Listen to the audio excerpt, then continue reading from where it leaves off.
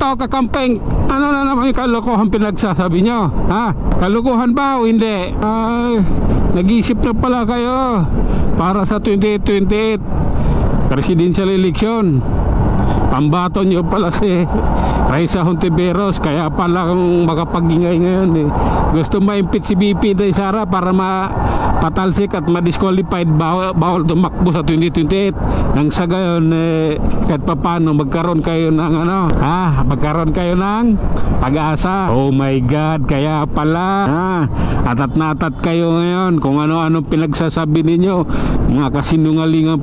Inaano daw ng Supreme Court yung kanilang desisyon para magkaroon kayo ng pag-asa sa 2028. Malabo yan, malabo. Isipin nyo, ang kulay ninyo ay nakakadiri.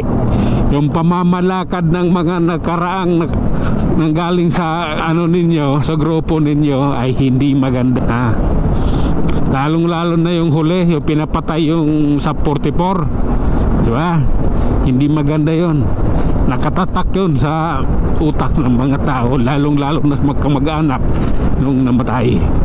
Kaya huwag niyong asahan na sa 2028 ay makakaupo kayo, makakaposisyon kayo. Hindi na mangyayari yan. Gising na ang taong bayan. Kaya pala kayo, panay banat ninyo, panay sira nyo kay BP Sara.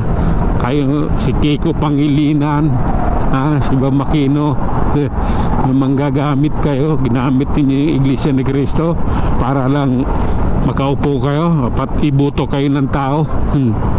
Ngayon saka kayo magdadaldal. O lala, hindi po pwede yan. Tandaan ninyo, hindi nyo mauuto ang taong bayan. Nanalo kayo dahil sa Comelec. Hindi naman yung binoto ng tao eh. Bamakino, Kiko Pangilinan, binoto ba kayo ng tao? Hindi. Sino bumuto sa inyo? Si George Garcia. Hindi pwede na, hindi na kami papayag ng ganyan. 2028, sasakit na ulo ninyo, iiyak kayo ng dugo, luluha kayo ng sardinas, mga putang ina nyo. Kami hindi na kami papayag ng ganon.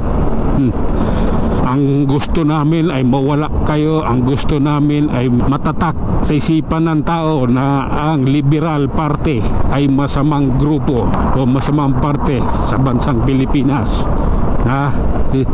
Wala. Nung nakaupo kayo, wala naman kayong ginawang mabuti, diba?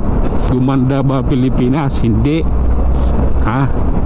Nawala ba yung mga adik? Hindi. Nawala ba yung mga kriminal? Dumami pa. Diba?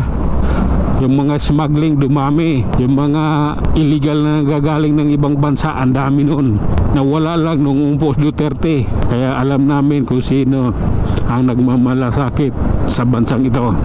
Kaya huwag niyong asahan, mga putang ina niyong kakamping kayo, mga liberal kayo. Huwag niyong asahan sa 2028 ay mananalo kayo. Pag nawala si George Garcia dyan, wag ko lang. Si George Garcia lang naman nagpanalo sa inyo, hindi naman taong bayan. Kaya sisikapin mawala si Garcia dyan sa kinaupuan niya. Putangin na yan. Walang ginawa yan, kung mandaya sa eleksyon. Malaki pera kinamkam niya nung eleksyon eh. Malaki na kinita niya nung eleksyon. Kaya dapat yung mga ganyang tao mawala dyan sa Comelec. Again, Raisa Hontiveros, huwag kang umasa sa 2028 na manalo ka. May bubuto man sa iyo, iilan lang. Basta kami, sulit kami. Pinatunayan na namin yan dati. 32 million kami. Hindi na magbabago yon. Okay, hanggang sa muli, maraming salamat DDS vlogger at supporters. Alam na para sa ating minamahal na BP Inday Sara Duterte. Alright, bye bye.